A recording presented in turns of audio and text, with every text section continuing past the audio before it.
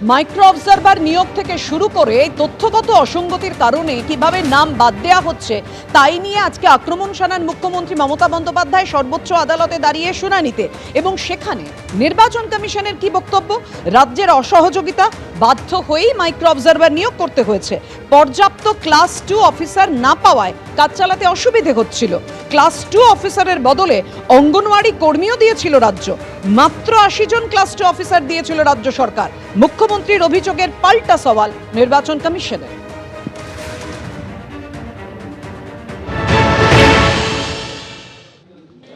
মানুষের প্রতি তার যে হৃদয় ব্যথা, মানুষের ওপর অত্যাচার হচ্ছে, মানুষ মারা যাচ্ছে, দিকে দিকে মৃত্যু মৃত্যু মৃত্যু, এসআইআর কি না, মৃত্যু মৃত্যু মৃত্যু। এর প্রতিবাদ করার জন্য মমতা ব্যানার্জি গেছেন, এবং আমাদের গণতন্ত্রে শেষ আশা হচ্ছে সর্বোচ্চ আদালত। সেখানে তিনি বাংলার মানুষের হয়ে তাদের হৃদয়ের কথা বলতে গেছেন। যারা আমাদের বিডিও বা ডেপুটি ম্যাজিস্ট্রেট হয়েছে তাদেরকে ইআরও করা যাবে না, এটা একদম ক্রিস্টাল ক্লিয়ার। আমি আশা করি এর পরের দিন শুনানিতে খুব ভালো জায়গায় ফেঁসেছেন মুখ্যমন্ত্রী। সুপ্রিম কোর্ট বলেছে যে আপনি কম্পিটেন্ট অফিসারকে স্পেয়ার করেছেন, তালিকা দেন। তালিকা সবার কাছে আছে, আমার কাছে আছে।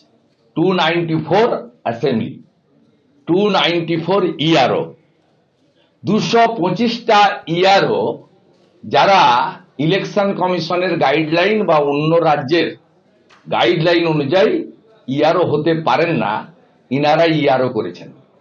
আপনি বলবেন সংখ্যা নেই, আমি বলি 300-র উপরে ডাইরেক্ট WBCS অফিসার রয়েছেন। এখনো 10 জন আইএএস অফিসারকে বসিয়ে রেখেছেন, যাদেরকে আপনি এসডিও করতে পারেন।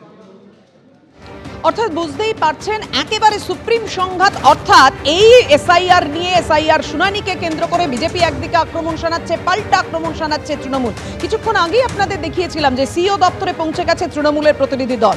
আর এর পাশাপাশি আপনাদের জানিয়ে রাখি, আজকে যখন সুপ্রিম কোর্টে দাঁড়িয়ে সওয়ালে মুখ্যমন্ত্রী মমতা বন্দ্যোপাধ্যায় বলছেন যে এই তথ্যগত অসঙ্গতির কথা, সেখানে নির্বাচন কমিশনার তুলে ধরছেন রাজ্য তাদেরকে সহযোগিতা করছে না। আর সেখানে দাঁড়িয়েই আজকে সুপ্রিম কোর্টের মাননীয় বিচারপতিরা বললেন যে আপনার আইনজীবী অত্যন্ত দক্ষ, তাকে সওয়াল করতে দিন।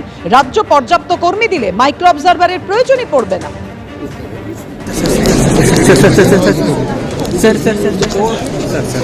और यहाँ कोर्ट में कोर्ट में मना, वैसे ही मना कर यार, कोर्ट में मना करते सर। सर सर एक फोटो चाहिए, जाने दो ना please please please.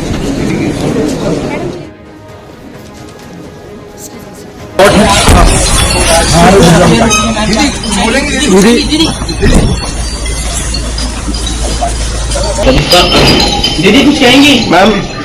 Ma'am, would you like to say something? Ma'am, would you be arguing before the court? Please, sir, please. Ma'am, would you be arguing before the court? Sir, please.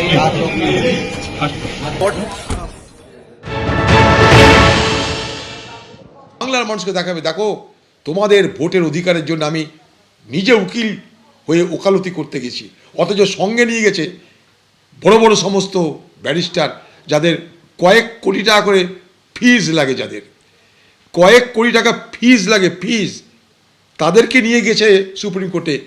তো supreme কোর্টের জাজ বলেছে যে আপনি এত বড় lawyer নিয়ে এসছেন, আপনার কথা তারা বললেই তো পারে, আপনারা কেন বলতে হচ্ছে?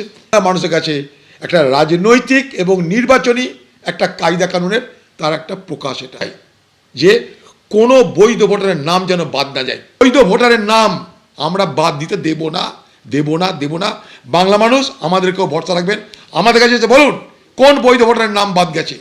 আর ওই সব টাইটেল ভুল এদিক ওদিক, যেটাকে বলছে লজিক্যাল ডিসক্রিপেন্সি, ওগুলো কোনো ব্যাপার না।